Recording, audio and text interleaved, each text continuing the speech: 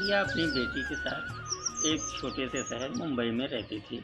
रिया की बेटी को अचानक भूख लग जाता है और उसकी बेटी बोलती है, अरे मम्मी, मुझे भूख लगी है, कुछ बना दो। रिया बोलती है, ठीक है, चलो तुम्हारे पापा के लिए और तुम्हारे लिए मैक्रोनी बना देती हूँ, क्योंकि जल्दी हो जाएगा। तो दोनों मैक्रोनी बना के माँ और बेटी आसानी से खाने लगती हैं। और जब भी उनका कुछ खाने का मन करता तो आसानी से मैक्रोनी बना लिया करती थी। धीरे धीरे रिया की बेटी बड़ी हो गई और सुहानी बोली, अरे माँ, मुझे भूख लगी है, क्या कर रही हो? लगता कहीं चली गई है। सुहानी अपने आप जाके किचन में कुछ बनाने के लिए सोचती है और जल्दी जल्दी गाजर और ये सब काटने लगती है, क्योंकि उसको हलवा बनाना था। अचानक उसके हाथ में चाकू लग जाता है और चाकू लगते ही वो ज़ोर से चिल्लाने लगती है। वहाँ पे उसकी दादी आ जाती है और बोलती है, अरे क्या कर रही है, ऐसे तो हाथ में लग जाता है, चल मैं पट्टी कर देती हूँ। उसकी दादी तुरंत ले जाके उसकी पट्टी कर देती है और पट्टी करने के बाद वो स्वयं उसके लिए नाश्ता बना देती है। इसी तरह सुहानी को हमेशा कोई न कोई नाश्ता बना देता था।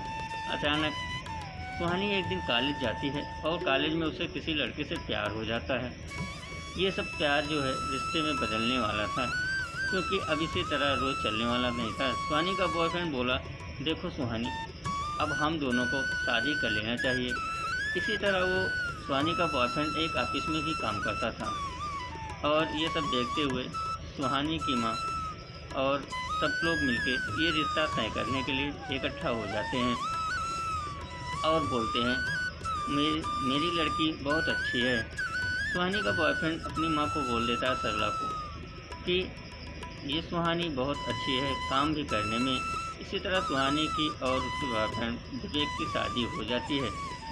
इस सुहानी और विवेक अपने घर में आ जाते हैं और सुहानी की सासू माँ जो थी वो सुहानी को बहुत प्यार करती थी, लेकिन सुहानी को कुछ भी बनाने नहीं आता था।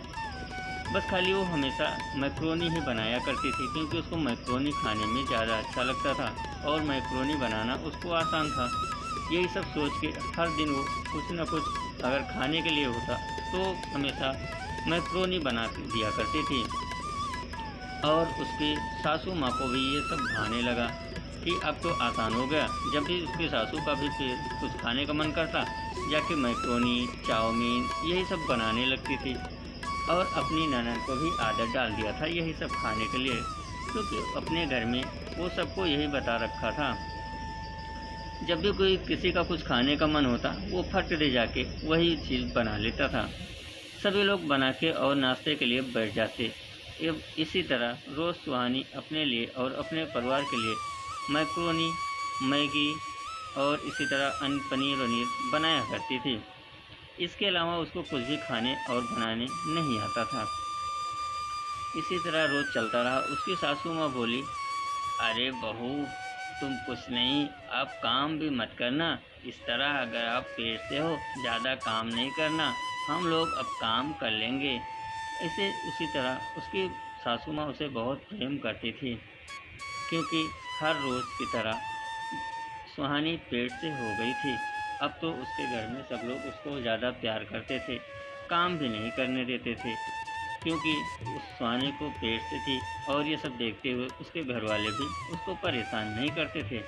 अब उसको खाने के लिए अच्छे अच्छे वो बनाने को नहीं कहते थे, क्योंकि सब लोग सोचते थे, अरे भाभी, चिंता मत करो, अगर कुछ बनाना हुआ तो वैसे भी हम लोगों को तो अब मैक्रोनी और मैगी ही पसंद आ जाती है, तो हम उसी को ही बना लिया करेंगे। जब भी किसी का मन करता तो वो जाके तुरंत मैक्रोनी और मैगी बना लेते थे। इसी तरह रोज़ घर में चलता रहा। अब तो इस तरह हो गया था कि सभी लोग अब आपस में ही बात करने। सुहानी की माँ भी आ गई और उसकी सास भी आ गई। सब लोग एक साथ बैठ के नाश्ता करते। जब भी किसी का मन करता वो मैक्रोनी और मैगी फट से बना लिया करते थे। सुहानी की माँ बोलती है, अरे बहन जी, अब मैं अपने घर जा रही हूँ, क्योंकि मुझे बहुत दिन हो गया यहाँ रहते हुए। ये सब सोच के सुहानी परेशान रहती थी, क्योंकि उसकी माँ अपने घर चली जाती है। अब तो विवेक भी सुहानी को यही बोलता अरे देखो सुहानी, डॉक्टर ने बोला है कि तुम्हारी बीबी पेट से है। अब तुम कुछ काम भी मत करना, क्योंकि अब तो तुमको आराम करने की ज़रूरत है। अगर अब आराम करोगे तभी ये सब होता है। उसकी ननद बोलती है। हाँ हाँ भाभी, अब तुम काम भी मत किया करो, क्योंकि हम लोग जब भी कुछ खाने का मन करेगा हम उसको बना लिया करेंगे। यही सब सोच के सुहानी पेट हमेशा भरा रहता था, क्योंकि उसको अचानक एक दिन दर्द होने लगा। क्योंकि उस मैक्रोनी और मैगी ये सब खाते खाते उसके पेट में अचानक दर्द हो जाता है। वो ज़ोर ज़ोर से चिल्लाने लगती है। अरे माँ जी, मेरे पेट में बहुत तेज दर्द हो रहा है, कुछ समझ में नहीं आ रहा है। सुहानी की सासू माँ तुरंत बोलती है अपनी बेटी से, अरे बेटी, तुम विवेक को फ़ोन लगाओ और वो उसको अस्पताल आने को बोल दो।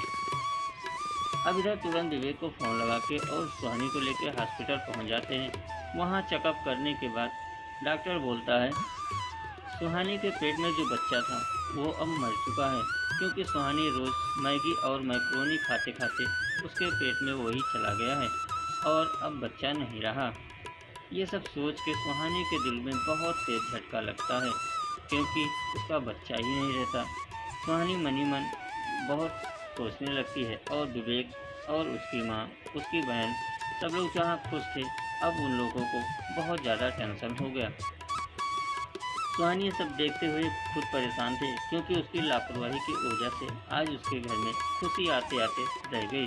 जो खुशी आने वाली थी वो भी नहीं आई। अब इसी तरह सब लोग मैक्रोनी और मैगी खाना छोड़ देते हैं। सुहानी दोबारा पेट से होती है, लेकिन अब लापरवाही का कोई मतलब नहीं होता। अब तो वो फल फ्रूट हमेशा इसी तरह खाती रहती थी।